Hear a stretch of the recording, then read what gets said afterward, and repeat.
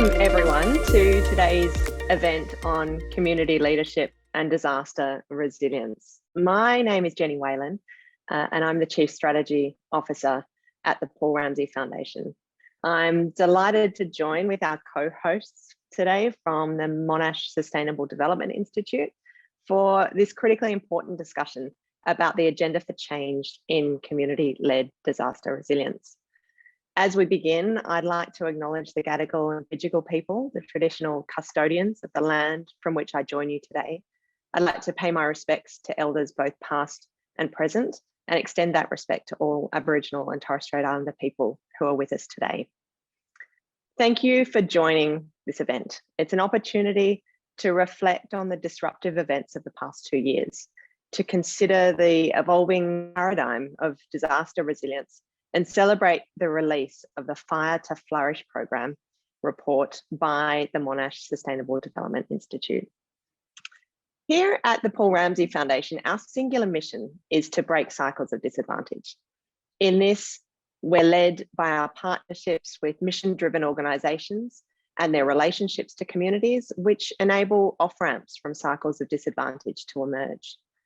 Fire to Flourish is a growing collaborative partnership founded by Monash University, the Paul Ramsay Foundation, and the Australian Centre for Social Innovation.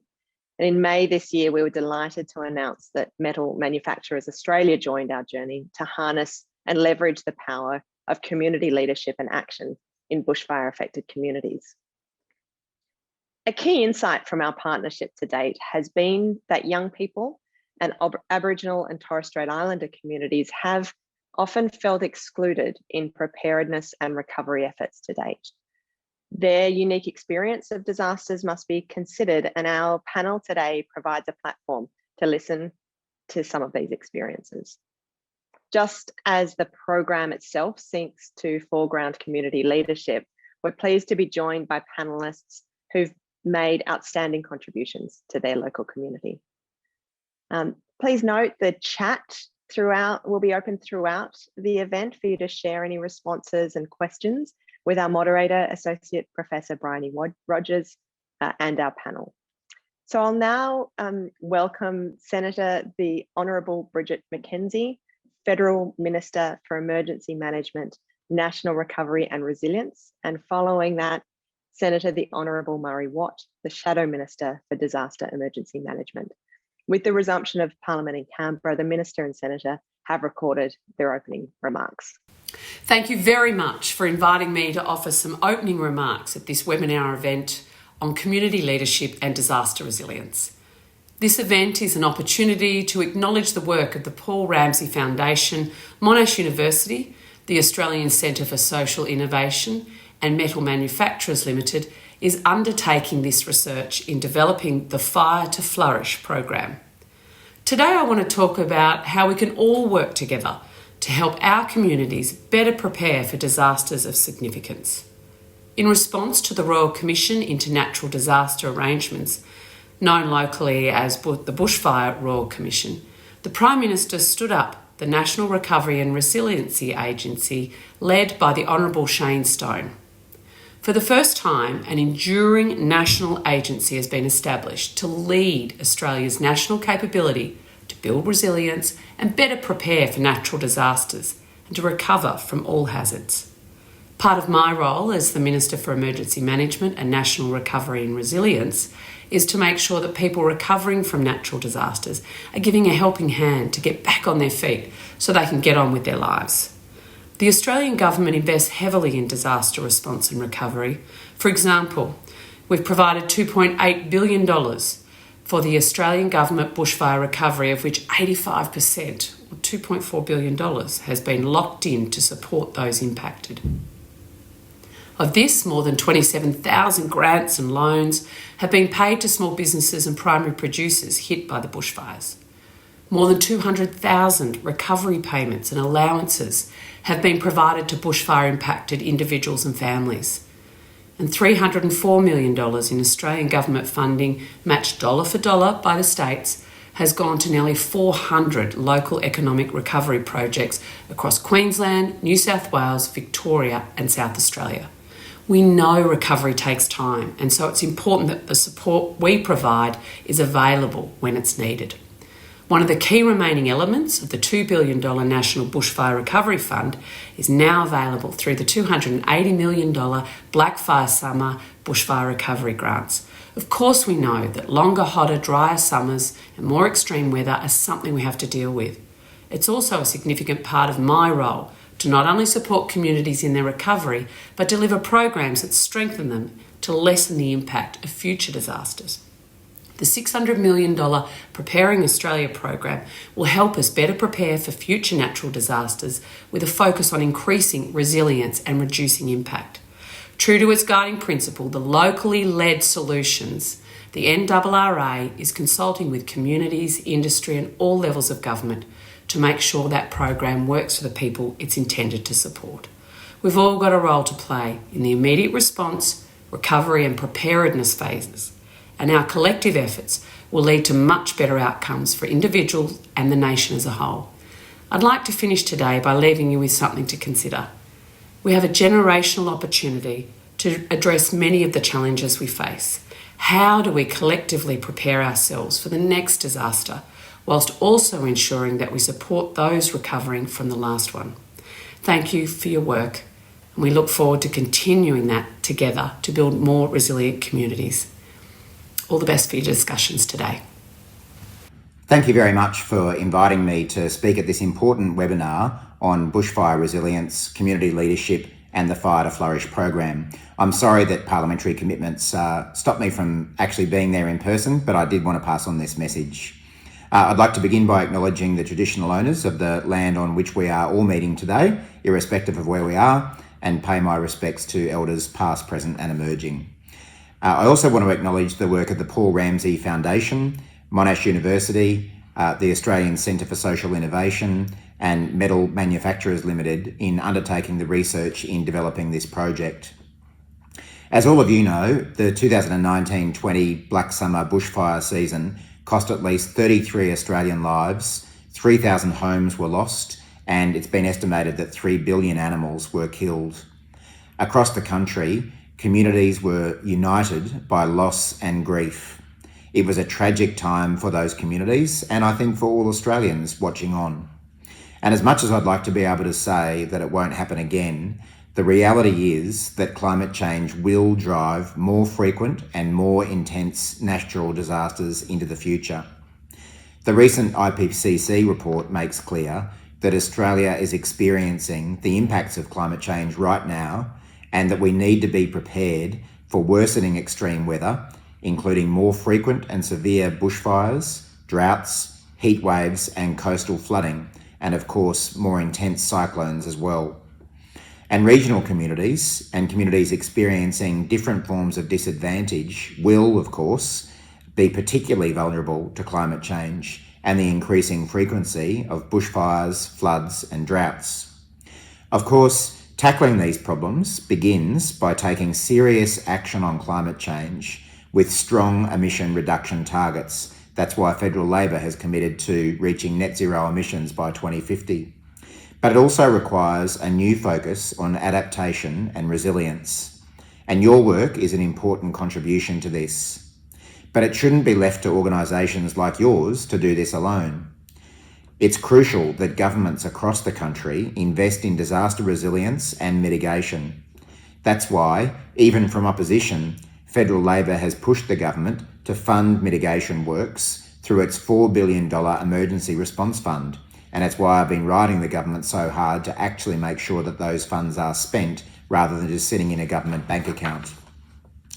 But just in closing, can I again thank you for your unique and important work, and of course your investment to ensure that we really understand what it takes to build back better in communities that have been doing it tough.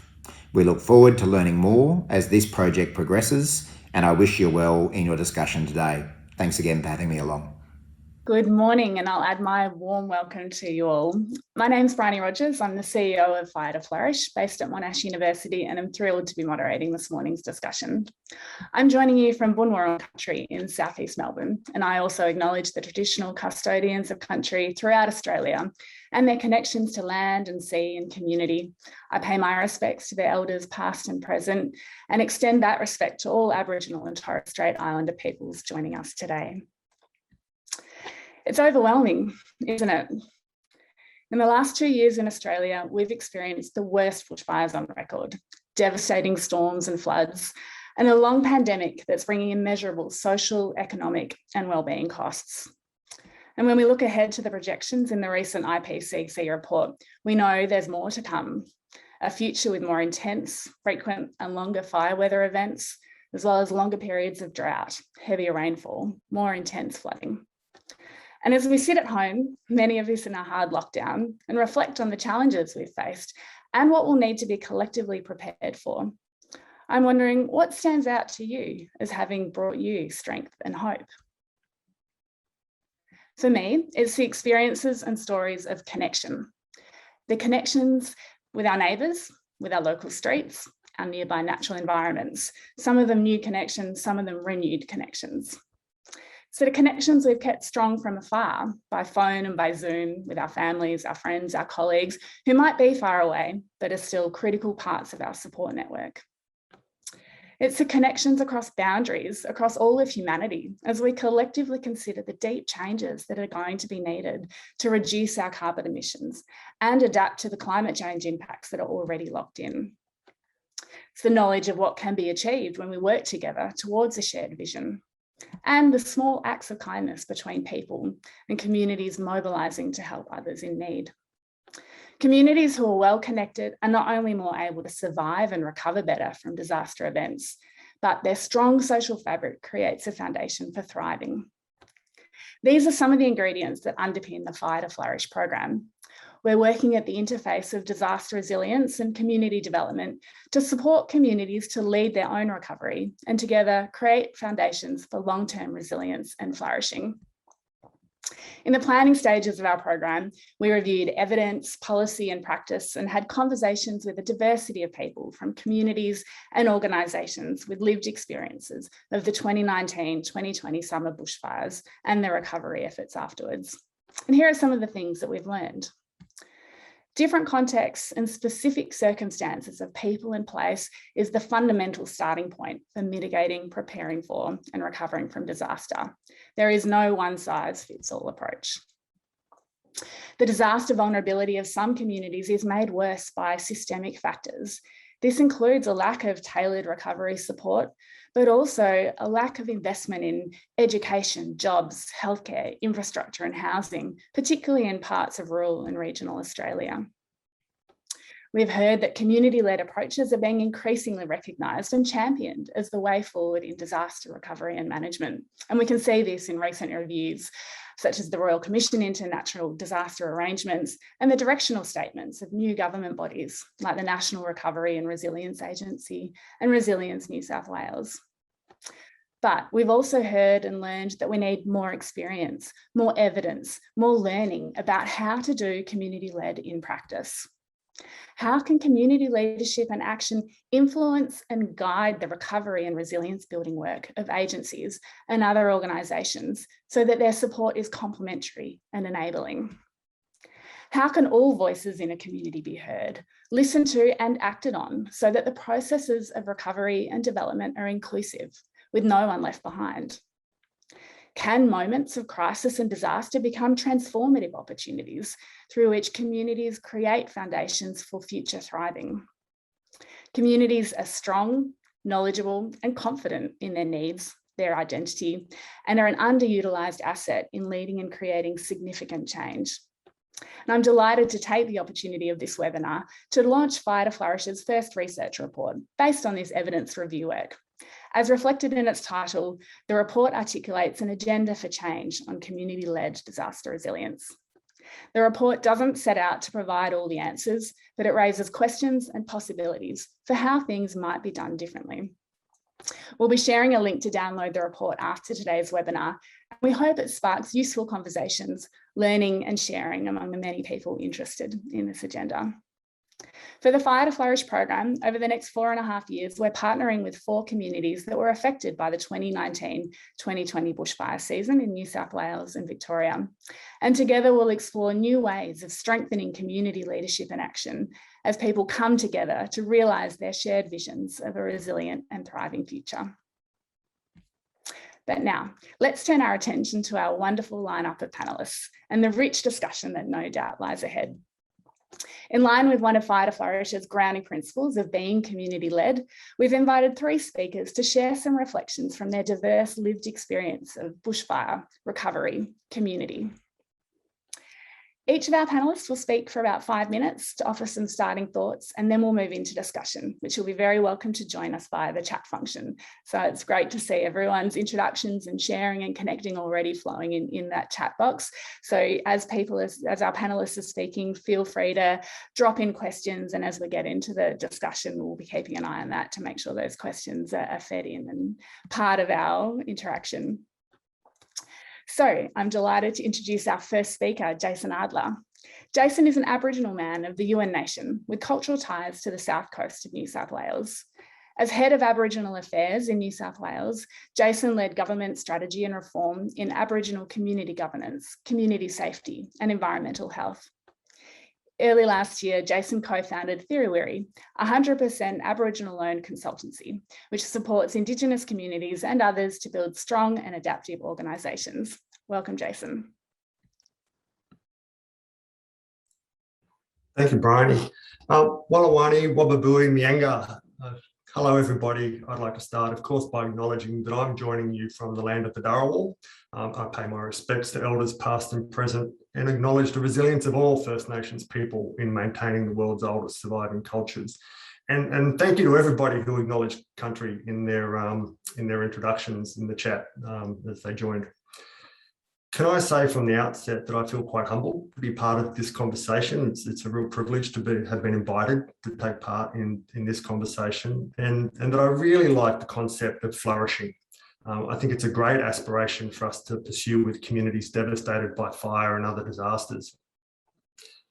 Perhaps prophetically, I was in Boston in February 2020 while the bushfires were still devastating large parts of the state, undertaking a leadership program at the Harvard Kennedy School. And the program included a lecture by Donna Hicks titled Leading with Dignity. Hicks said something at the beginning of her lecture that really resonated for me, particularly in the context of the work that I do with Aboriginal communities. She said that the desire to be treated with dignity is an innate human yearning, that we all have value, we all want to be treated as though we matter, and when we are, we flourish. So there's that word, flourish. So obviously I'm meant to be here this morning. Hicks has written quite extensively on what she calls the 10 essential elements of dignity. And for today's purposes, I just want to highlight 3 because I think they're useful. Acknowledgement, which is giving people your full attention, hearing, validating, and responding to their concerns and what they've been through. Understanding, which is about believing what others think matters, actively listening in order to understand them and their perspective. And independence, empowering people to act on their own behalf so that they feel in control of their lives and experience a sense of hope and possibility. You might call it self-determination. Hicks developed this dignity model working in places like Northern Ireland and Cambodia and the Middle East, but I really think it provides a few clues for how we need to work differently if we truly want Aboriginal communities and indeed all communities to flourish. To be honest, I've actually always shied away from the idea of building resilience in Aboriginal communities. If you ask most Aboriginal people, they'll tell you that with every injustice that's been thrown at us for the last 230 odd years, the very fact that we are still here is a measure of our resilience. And that's fair enough. But I guess for me, this highlights a problem that I have with how resilience is usually defined as the capacity to recover or bounce back from difficulty. So I think, I ask myself, when bushfire devastates Aboriginal communities, what are they bouncing back to? Social exclusion, economic disadvantage, intergenerational trauma. Yeah, Aboriginal people have survived, but survival isn't enough. Poverty and trauma are not the state we want to bounce back to. We want to thrive, not just survive. Absolutely, we want to flourish. You know, of course, we need to build resilience. But for me, having resilience means having the confidence and the capability to respond to your own advantage. So disaster recovery in Aboriginal communities needs to be used as an opportunity to reimagine the future, to aspire to something more. You know, I've worked in public policy for a long time, and you know, the public discourse on Aboriginal affairs in this country tends to define people by the worst thing that's ever happened to them. You know, there's this deficit narrative that becomes self-fulfilling for people. You know, we buy into other people's low expectations of us, and we form low expectations for ourselves. This not only undermines our healing, but it erodes our sense of agency, in fact, creating further trauma. A healing-centered narrative, on the other hand, focuses not on what's wrong or what happened to somebody, but on what's right with them or what's possible. It focuses on their aspirations. And I think this is the clue. You know, Aboriginal people don't want programs and policies aimed at fixing us up. We want to be lifted up. You know, as Chris Sarra told the then Prime Minister Malcolm Turnbull, bring us approaches that nurture hope and optimism rather than entrenched despair. Or as Donna Hicks would say, empower us to act on our own behalf and to experience the sense of hope and possibility that comes from setting and pursuing our own social, cultural, and economic aspiration. In recent years, I've seen governments begin to shift away from the sort of top-down centralised approach to policy and program development to one of co-design. Now, the rhetoric of co-design is about challenging the imbalance of power. You know, no longer should important decisions about the lives of others be made by people in authority without involving the people who will be most impacted by those decisions. The problem is, too often we're seeing co-design as little more than just a new label for the same old practice. Now, in part, this is because genuine co-design is a lot easier to say than it is to do. It means negotiation and agreement making, done on an even footing, openly and in good faith, with the objective of achieving positive outcomes. Negotiators must be culturally competent, and there must be a commitment to do with, not to or for, to ask, not to tell, to seek to understand, not to assume or judge, to negotiate, not consult, and to partner, not just engage. This approach puts Aboriginal people, all people really, at the heart of decision-making about their own affairs, which in itself is part of a healing process. Aboriginal communities want and expect to be part of the solution to the issues they face. If flourishing is truly our aspiration, in my view, we must engage communities with dignity. We must adopt a healing-centered narrative that focuses on what's possible, and we must commit to a process of genuine co-design. Bryony, I reckon that's my 5 minutes. Thanks, Jason. Wonderful start, and a really lovely framework for thinking about, you know, how we can start to operationalise an aspiration of being inclusive and empowering and supporting the flourishing in all communities. Next up, we have Amber Kelleher.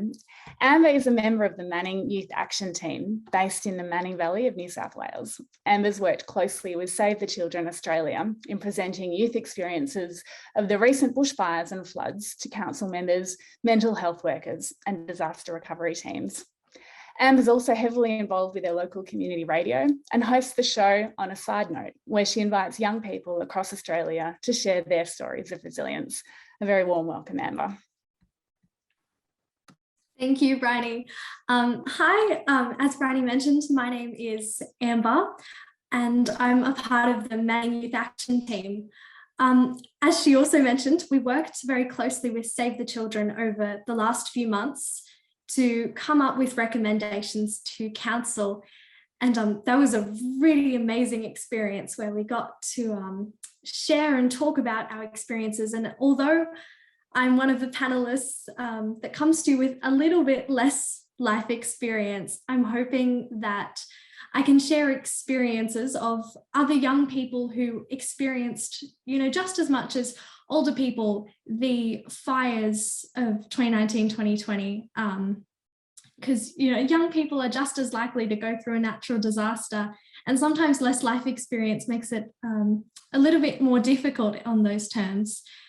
But one of the best parts about this experience working with Save the Children was just being able to sit for a moment in a room full of lots of other people who had gone through the same thing. And this process happened months and months after the fires, which I think was one of the things that shocked me most. I hadn't been affected as much as other people in the group. So I didn't realize until that moment that lots of people, even people that have gone through much worse than I hadn't had the chance to just sit in a room and talk with other people. One of the things that I found was that young people in rural areas often don't get access to the kind of help they need to get over not mental health illnesses, but just general mental health. Having conversations with people one-on-one or in a large group and finding connections until they really, really need it because of the lack of resources in terms of mental health in rural areas. So even though we got to express our experiences and share recommendations, that was incredible. But I think one of the things that needs to be facilitated more and more is just a chance to share your experiences. And I think that's where the things like radio and youth groups are so important in rural areas. On the radio afterwards, we got to speak to people who had written songs about it, who had, just funny stories to tell. And that was one of the best parts about coming together again and finding that healing and that flourishing. The two main points, though, that we came up with were around evacuation centres and awareness. One of the things a lot of people found was because it all happened so quickly that, evacuation centres were just pulled up out of nowhere in a club or, in the local surf club, and they were fabulous and run by incredible people. But now that we've seen it happen once, we know how to improve it next time. And so what we came up with and what we're hoping is that next time there'll be a little bit more youth-friendly areas. There were children sitting in there for sometimes 2 or 3 days, up to a week. And when you're in that kind of situation and that kind of mindset where you don't know what's happening, on the other side of literally a firewall, just sitting there for a week takes a real mental toll on people.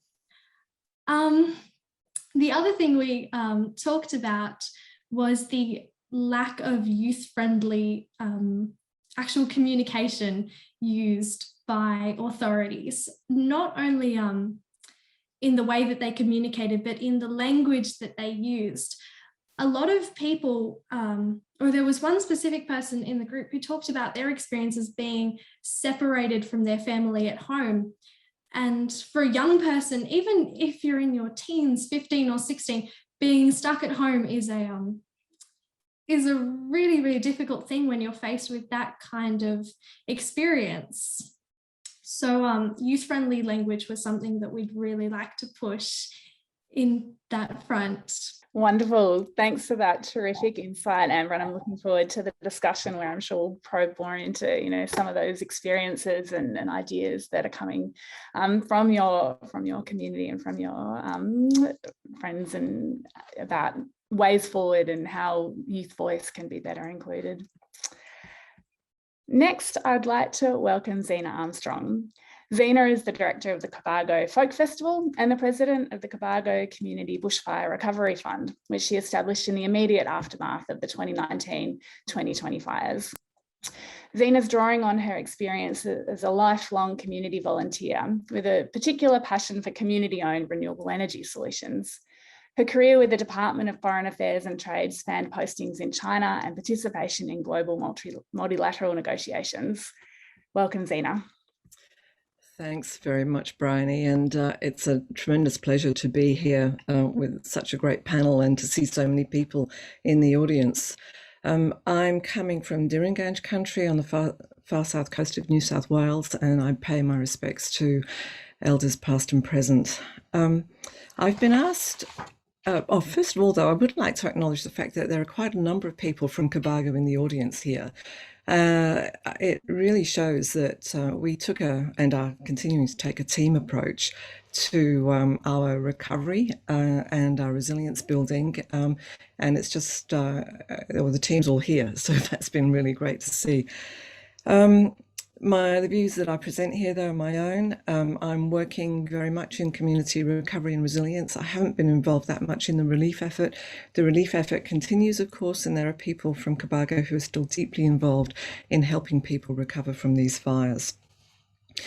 I found Jason and Amber's presentations really very moving in so many ways, because so much of what they're talking about is what we in Cobargo have grappled with and tried to grasp and shape into a Cobargo response to recovery and resilience.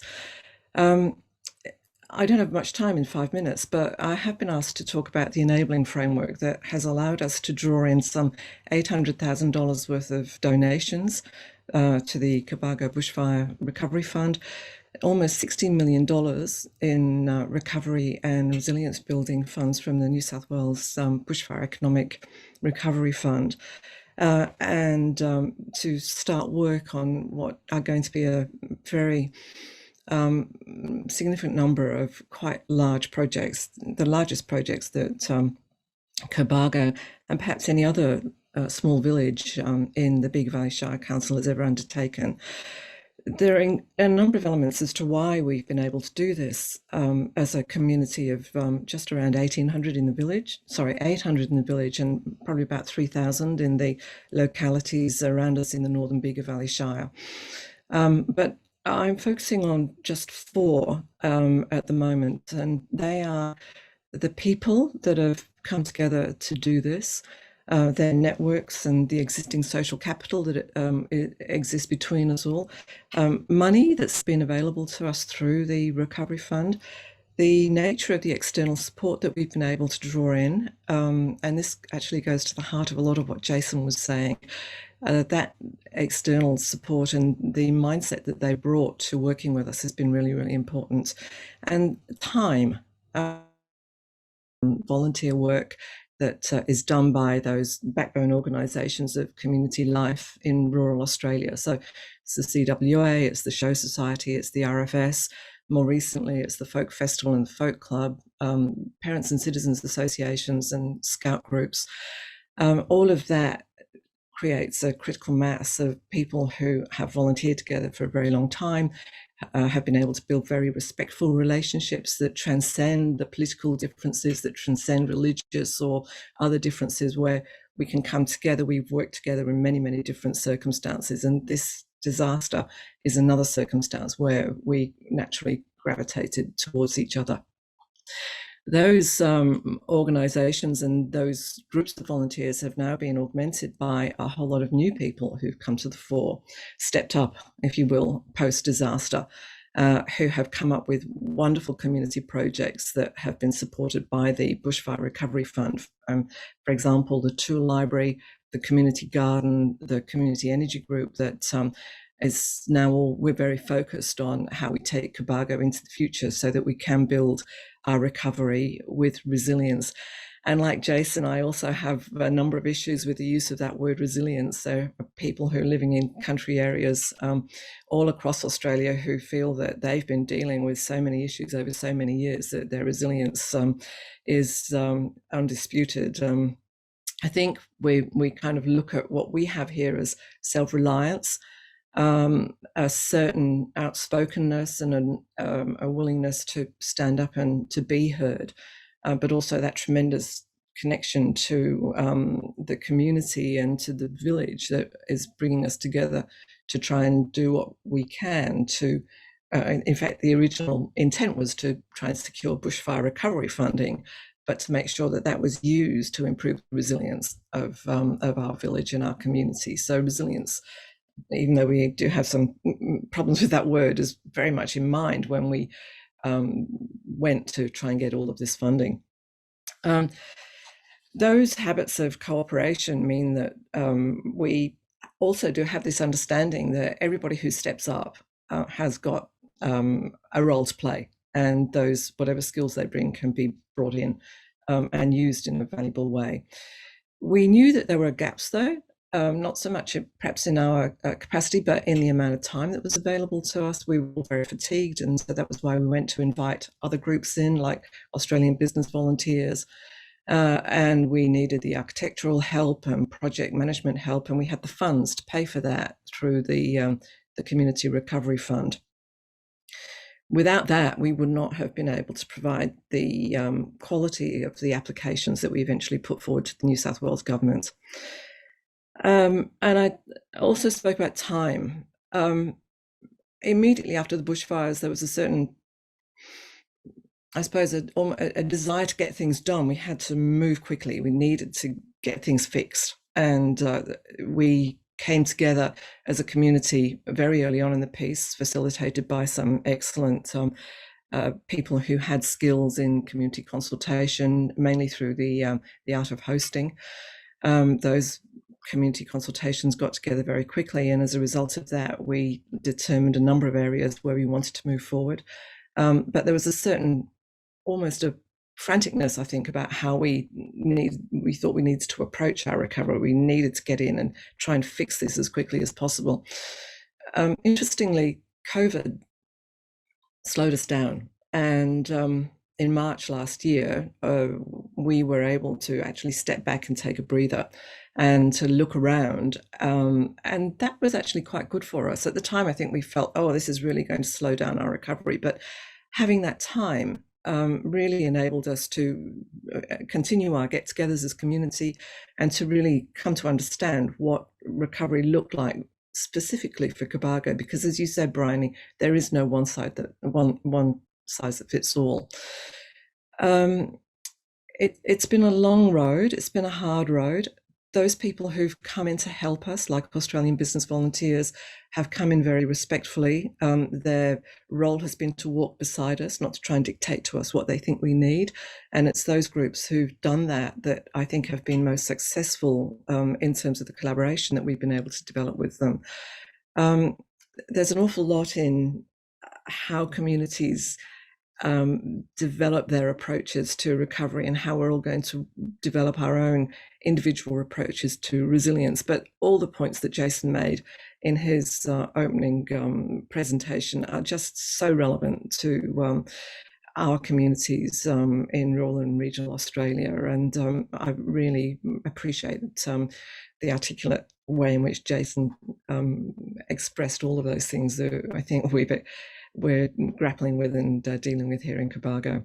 I think that's probably my 5 minutes. I could carry on for a lot longer, but perhaps we should open it up to discussion. Thanks so much, Zena. A small glimpse into some of the experiences and success factors, I suppose, that I'd love to unpack further as the discussion goes on. We're going to now move into our discussion part of the webinar. I see some people are already making use of the Q&A function and the chat function. As we go through, feel free to drop in your questions and I'll bring them into the discussion as best as I can. But I might start sitting with this word resilience and unpacking that a little bit further. When we think about climate change impacts ahead, we think about the range of other challenges that different communities are facing in a deep level and at an operational level. What does resilience mean to your communities? Might start with Zena. This was a question that came up very early on in the Cobargo community catch-ups, and they started very soon after the fires went through Cobargo. And there was an understanding, I think, amongst many of the people who attended those early meetings that we need to prepare for more such disasters. What we saw here through New Year's Eve and beyond was something that in the minds of many people was it was new. It was not, these were fires, the intensity of which had not really been seen before on the New South Wales South Coast, and that was coming from RFS volunteers with over 60 years experience, and people who went through the fires in the 1950s. There is these fires were indeed unprecedented, a word which was used a lot, but clearly bringing a new degree of risk and some new challenges into how we manage them.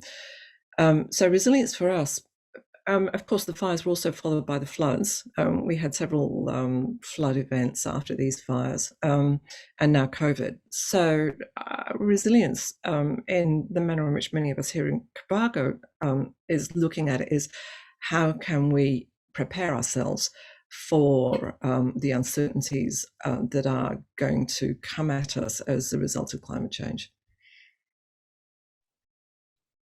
Amber, what about from your perspective and from what you're hearing from the young people you speak with? What does resilience mean to you and to them? I think this is probably something that I touched on in my introduction a lot.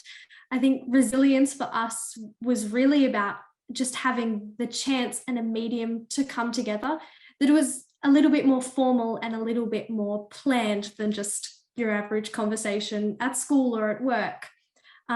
It was having those spaces and those prompting questions, because a lot of the time, people that hadn't been directly affected still felt that, and still felt the reverberations through the community of those feelings of fear that came with those experiences. So having someone to mediate a conversation and prompt questions was really was that feeling of resilience. I think that's what brought that about. And another thing I thought that came about was the ability to access mental health services before you needed mental health first aid. It was just about creating environments where people were able to just share, and without that feeling of being expected to share, but just being invited to. And having those questions was really important, because a lot of the time people didn't know what had made them feel so afraid, especially when you weren't directly affected. It was hard to get over that. So I think coming together and being able to share those stories, especially with other people that had gone through the same thing from the same perspectives. I think after COVID, we were also separated, that there was not a lot of that communication, and because it came so quickly afterwards, we lost a lot of those opportunities to be together. And what you've just been talking about there, Amber, seems to me relates to a comment that Zena just made around that this fire disaster didn't come out of nowhere, in the sense that there's a long history to the community and connections to the community and well-being and wellness among individuals in the community. That was there as part of the history, the collective history of place, and then the fire hit and that continues. So, really thinking about the kind of connections and support through the whole journey of a community seems to be important. And I'm wondering, Jason, to bring you in the discussion, building on your reflections around the importance of healing and flourishing being the centre of the narrative, how can Aboriginal ways of knowing and being and doing help provide pathways for Australian communities to grow their resilience, or in other words, heal, flourish, and provide that foundation for long-term thriving? Yeah, that's a really good question. I guess for me, it comes back to a lot of the things that Zena touched on in many ways. It is that sense of community, that it is something that we're in it together, we look out for one another. It's all about the greater good, the good of the community. For me, they're really the principles, I guess, that really sort of underpin Aboriginal society. It is that collectivism, which is the right word, but that's where I would start, probably. Yeah. And Zena, that collectivism, to pick up Jason's word, how did that play out for you in Cobargo as you dealt with that initial trauma and then kind of regrouped and came together? What were some of those success factors, or what helped you all come together and have that shared vision of where you want to go? I actually think one of the galvanizing moments was the visit of the Prime Minister, and I'm sure everybody's aware of how that played out for us in Cobargo, and that had tremendous potential at the beginning to fracture the community. You saw the diversity of opinion that exists in Cobargo very starkly highlighted during that visit, and I think a lot of people probably feel that there was quite a bit of potential for the community to sort of fracture and divide as a result of the differing viewpoints that were articulated publicly and privately about what actually happened when he went to the showground in those very early days after the fires.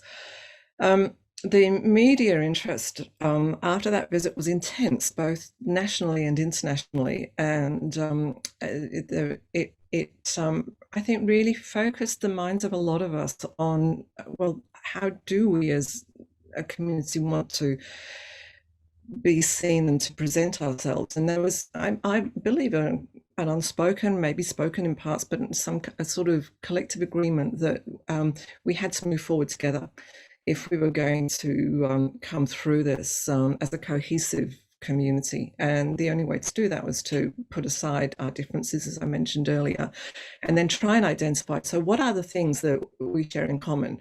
What are the shared objectives that we can all drive towards? And in that process, you know, we also find where our differences are, but we set those aside. One of the most amazing things for me was, I think, the mutual respect that everybody who's been involved in this process has brought to the table. And it could have gone very badly for Cobargo, but it didn't, because we, as Jason just said, the community is greater than parts in so many ways. We want to live in a community where there are many different opinions. You don't want to live in a community without diversity. And with that comes challenges. But if people agree that, yes, well, let's see how we can all move forward together, recognizing our differences, but working towards our shared objectives. Now, that was facilitated by a lot of the community consultations that we had. It was also facilitated by a number of very emotionally aware individuals who brought a great deal of experience in community work from within the community. It's been an amazing process to be involved in, and it's been an enormous privilege. Jason, I'd just really like to let you know that the Cobargo Folk Festival is working very directly with Wallaga, the Wallaga community, and we are working there on some shared storytelling from blackfella, whitefella side. It's so exciting. And all of what I've learned through this process, I've taken into the Folk Festival, and we have got a lot of really exciting collaborative activity happening with people out at Wallaga. And for me, I think this has been one of the unexpected outcomes of this work that we've been doing here in Cobargo that is just going to carry us forward, be demonstrated through the festival. But gee, it's exciting work. We have a question from Megan Nicholson, who's interested, talking about the diversity in a community, the potential for conflict, but also recognizing that community doesn't exist in a vacuum, and that there's institutional and government-led responses in a disaster. And so she's asked the question, what needs to change to maximise both preparedness and recovery, recognising those interrelationships, formal and informal, to support the kind of flourishing that we're talking about. Jason, would you like to offer some initial reflections? Okay, what needs to change? Probably a whole lot. Look, I think it's mindset, and Zena used that as a nice kind of summary of some of the things that I talked about. And I was going to say, in fact, in response to some of those last comments, that, you know, for me, it's when we do focus on aspiration as opposed to problems to solve, that's when I see the shift. You know, I've done work in a different context in a community on the North Coast, where, you know, there were some tragic events that had happened decades ago, in fact, that had really divided that community. And you know, I was in that community when they got some devastating news from the New South Wales government about a court action that they were pursuing. And I saw such anger and such despair from people, young people who hadn't even been born when the events that people were still talking about had happened. And there was this kind of sense of, you know, what are we doing here? You know, this has been going on for decades, and this beautiful little community so deeply divided, and government really not doing much to assist, you know, in many ways. And it was only when we shifted the conversation from the problem to fix to what's the aspiration that we have, that this community has for their future, that we saw all of the community come together in much the same way that Zena has described as having in Cobargo.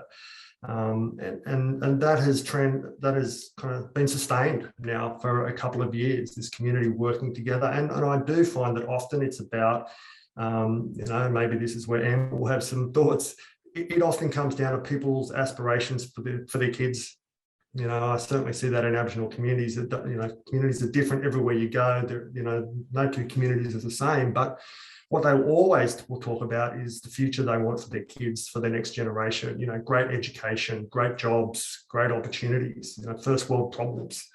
And so I've seen government buy in a whole lot more effectively and meaningfully when it's about an aspiration rather than a problem that needs to be solved, or a conflict that needs to be managed. So that's really always kind of stuck with me. Amber, what do you see as the opportunities for bringing children and young people's voices into discussions about the future to, you know, provide that beacon and that direction for all of us to think about how we shape our recovery and development going forward? Yeah, well, as Jason mentioned, a lot of people, when they're thinking about these kind of things, they're talking about educating their children in the future and stuff, and that kind of made me remember something else. I'd also like to kind of concurrently answer one of the questions that someone put in the Q&A box about examples for, you know, youth-friendly language and communication. One of the things that I think a lot of Year 12 students found last year was that they were going through their exams in a very, very difficult time. And now doing my exams at home is very stressful. I cannot imagine what it would be like to be in the middle of a natural disaster and, you know, going through your Year 12 exams. It's a huge transitional phase for a lot of people. And the communication from schools I found was incredible. Individual schools were, you know, really amazing, but something that fell down a little bit was the communication from Nessa in terms of the Year 12 exams, which are huge. They're, you know, a lot of children or kids, young adults at this stage see themselves as, you know, entering the next stage of their life. It's almost like 13 years have led up to this one thing. So it's a really important time. And a lot of the communication said something along the lines of, if you can get to your exam, please try, but don't worry about it if you can't. And it was all very vague. And a lot of students found that, you know, just adding a lot of extra pressure to, you know, get to an exam hall or, you know, find a way to be there and to do it. And I think that there should have been some kind of plan for rural communities that were experiencing it, because the same message went to everyone across the state, and, you know, everyone was experiencing something totally different. You know, there were kids in Sydney who, you know, weren't experiencing anything like kids in Tari High who were literally at home and couldn't get out of their house. Yeah. So that kind of communication needs to be specified to the areas. Thank you. So I'm afraid we're going to have to start wrapping up. 12 o'clock is looming quickly, but I just wanted to offer each of you, one more small moment. What is the key message? We've got more than 300 people online and that will be listening to the discussions. What's the one message that you'd like to leave our audience with as we collectively think about how to support communities to flourish in the face of lots of uncertainty and challenge? Amber, would you like to start? Yeah, well, I'll try to make it quick because I think we've got minutes. But I think probably that main thing I've come back to every question, that it's really just about having a chance to speak to each other and be together and be with other people that have experienced the same things. Yeah. Zena? We haven't touched on infrastructure resilience for rural and regional Australia, which I think is an absolute key role for government. Governments really need to be focusing on that. So, and that's something that communities themselves can't do because we just don't have the investment to pay for it. Private sector should be involved in that. But my wonky message would be to anybody who's thinking about trying to provide support to communities that are building resilience or recovering after disaster, that the 4 principles that govern Australian humanitarian assistance overseas are very, very relevant in the domestic context as well. So that's humanity, neutrality, impartiality, and independence. I'd urge anybody who's engaging with communities at all to keep those in the forefront of their mind when they are involving themselves in this work. Do no harm. Don't add to the many pressures that are already threatening social cohesion post-disaster, and work on unifying, not dividing. So listen hard. All the points that Jason and Amber have made. Listen to the stories. Thanks. And Jason? One word: empowerment. But let me expand on what it means. For me, empowerment is really about local communities having the agency to real say over real alternatives. It means building capability and confidence to set and pursue their own aspirations, and it means having genuine relationships and partnerships that are beneficial and support their efforts to achieve their aspirations. Wonderful. Look, this is the beginning of a rich conversation that I think we could go for many hours more, but I really look forward to this conversation continuing to evolve among us all over the coming years. Look, my very sincere thanks to Jason, to Zena, and to Amber for joining us today. It's been such a rich discussion. Thanks to all the audience for joining in through the chat function. And a reminder that we'll be sending out the link for our report to download shortly after the webinar. Thanks again. I look forward to flourishing communities all over Australia.